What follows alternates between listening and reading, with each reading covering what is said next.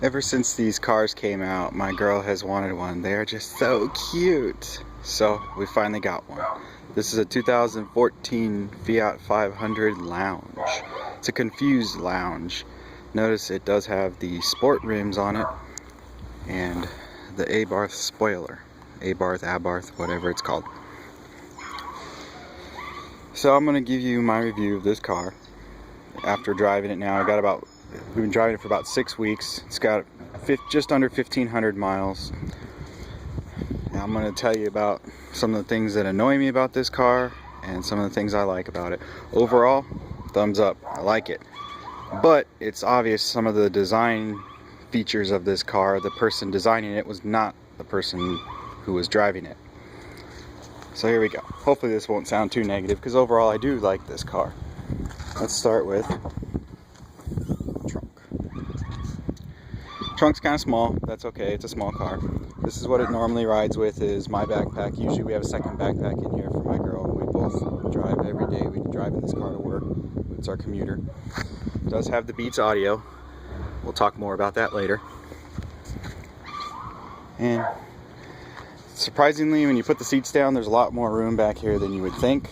We tend to go buy a lot at the grocery store and it all fits. Works well. This little pull strap thing's kind of annoying, but at least they put it there so you don't have to touch the paint. That's kind of cool. Again, this is the Abarth or Abarth, whatever, spoiler. I had them added at the dealership. And the sport rims.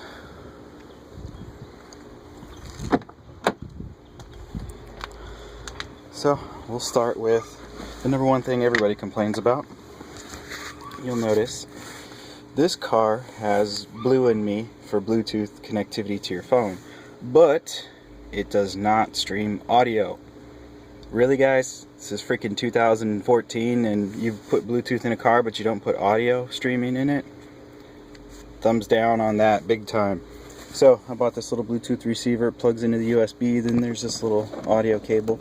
It does allow me to stream Pandora and Spotify and music from my phone to the car. So as we saw in the back, and we'll see here, Beats audio. Now I'm not going to say I'm the biggest audio nut, but I will say thumbs down on Beats. Very, very disappointed in the quality. It sounds fine if you crank it up really loud, but unless you crank it up, it doesn't really sound that good. Hardly any treble. The bass is pretty low even when you crank it up on the radio, and it's pretty muddy. But it's okay. It's This one has the automatic climate control. Never really thought I would need it or want it, but now that I've got it, very cool. I like it. Of course, that's an expensive option on the Pops. Comes standard on the Lounge. This has the, I don't know if we can see this, the moonroof. It is not a sunroof. You cannot open it. It's just glass. Again, another one of those things where, whatever. It comes on this car, so I got it. It's okay. What I really like about this is the silver and black. Very cool. Most of the Fiats, they like to put bright colors on this dash piece. We didn't like that. That's one of the reasons why we ended up in the Lounge, was because it was the only one that had the good colors. This car did come with red interior, but at the dealership we had them swap out and put black seats in. Kind of wish they would have changed out the door panel. They started balking about it, so we just said fine, we'll keep the red. It kind of contrasts with the little red Fiat there. There's a little bit of red up here, and on the rims there's a little bit of red back there on the sport rim, so it kind of sticks out a little.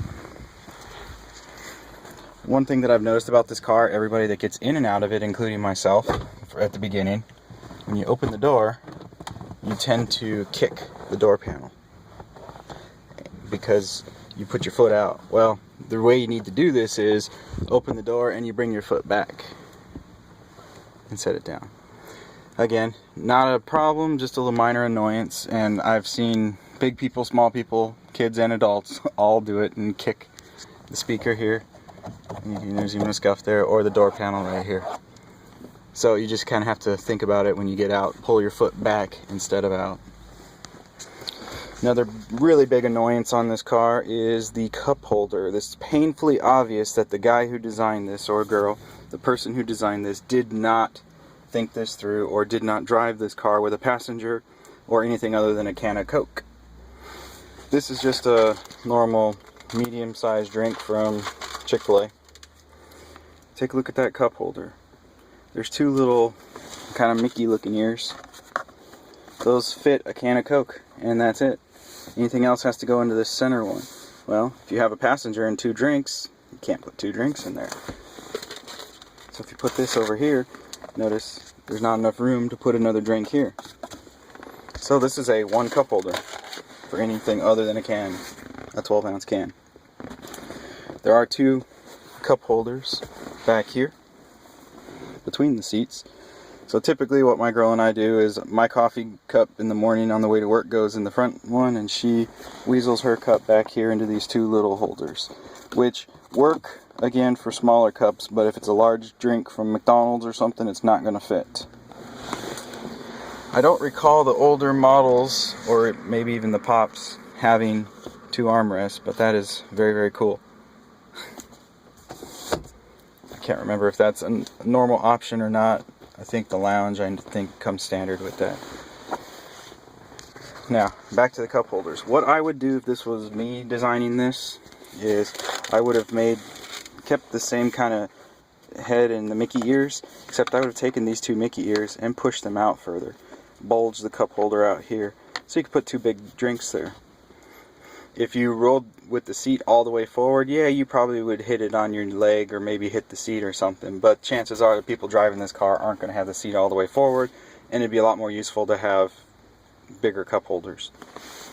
This little holder thing here is less than useful. It's a good idea, but it is useless. Down in between the seats, I put this little piece of anti-slip drawer liner. I put that there because my sunglasses like to slide and it keeps them put when I'm not wearing them. This car is very small. Now I'm 5'11" and 205-ish pounds. I wouldn't say I'm a big guy, but it has got enough room, but there's really no place to store anything because it's a small car. So that's why my glasses live right there. Now, what would I have done if I was designing this car? What would I have done differently?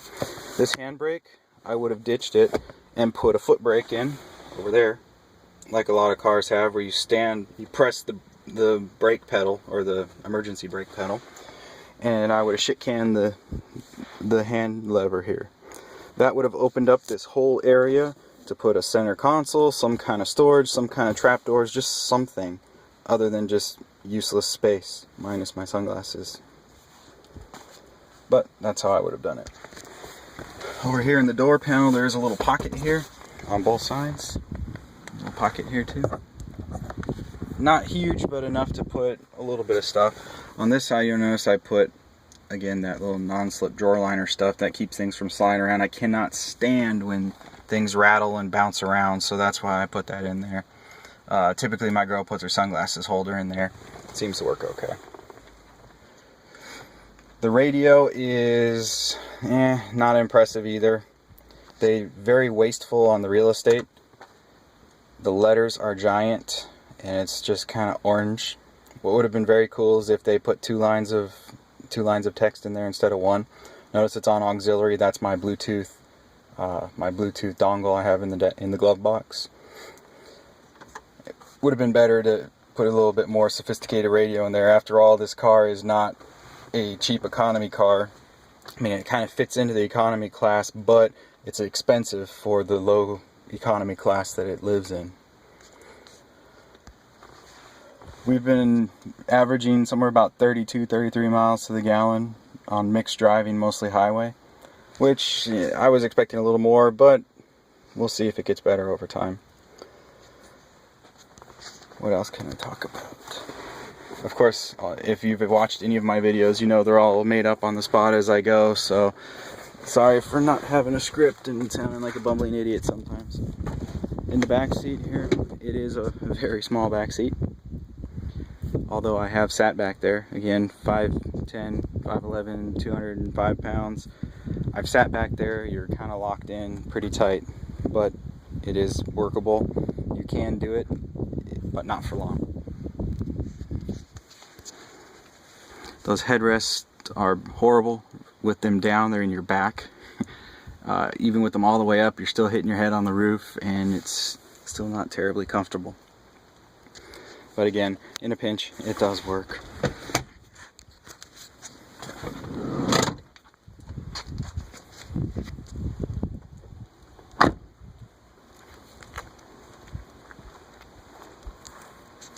coming to the driver's side.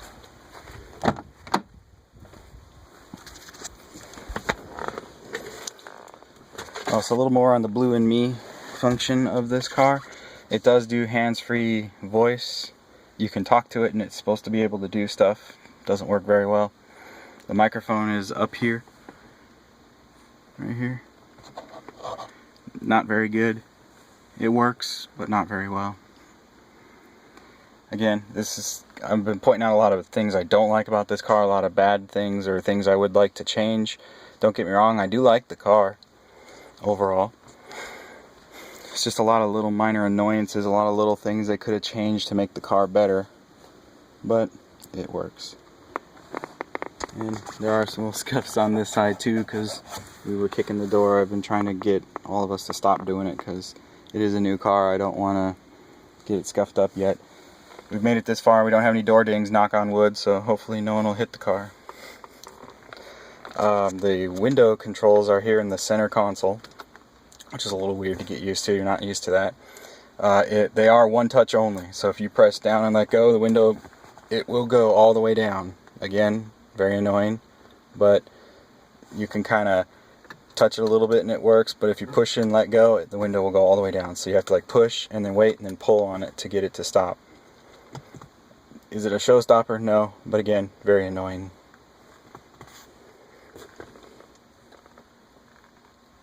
Trying to think of what else we could talk about while we're in here. Oh, the sun visors are very small. It's kind of funny if you have sun coming in on the side. It does not block very much of the window, so don't expect the visor to be very effective when the sun is coming sideways. They work okay if the sun's in front of you. Again, if it were me, I'd probably put an extender. Some of these have a little thing that can slide out.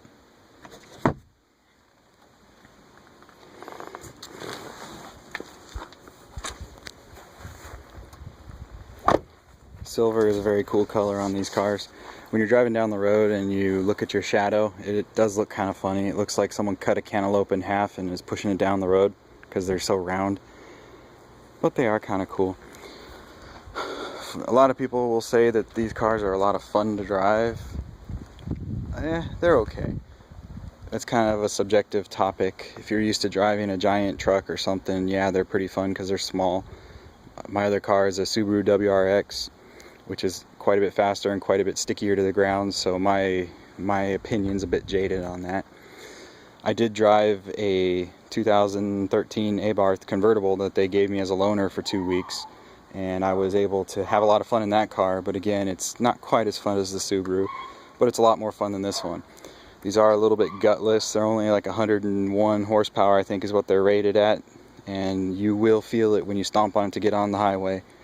The multi-air engines they put in these things opens up a second set of valves to the intake, and it sure makes a lot of noise and it sounds very throaty, but it's still only 100 horsepower, so it does take a little while to get up to top speed. Adding a turbo to these, they do have the 500T or the Abarth, of course, makes them quite a bit more peppier and a lot more fun. Closing in on 15 minutes, I'm going to shut up, give you one last look at the car before we sign off.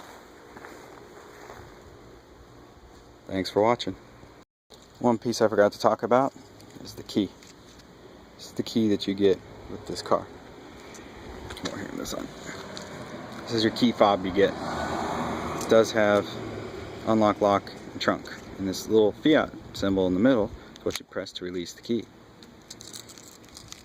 Very gimmicky, but The problem is when this is in your pocket, you tend to push this button and the key ends up like this in your pocket. So the whole idea of folding the key in to make it small and compact doesn't work because it ends up opening in your pocket anyway. Again, not a showstopper, just a minor annoyance. I probably, at the price point these cars go for, I probably would have liked to spend a few bucks more, not much, just a few bucks more for them to add in the no key required, where you, like a lot of the new cars have, where you just get in and push a button and it starts. You don't have to actually use your key. I mean, with the technology of today, what would that cost? $100? Shoot, mark it up to 250 and give it to the people and they'd buy it like crazy. Maybe in the next year's coming. Anyway, thanks for watching.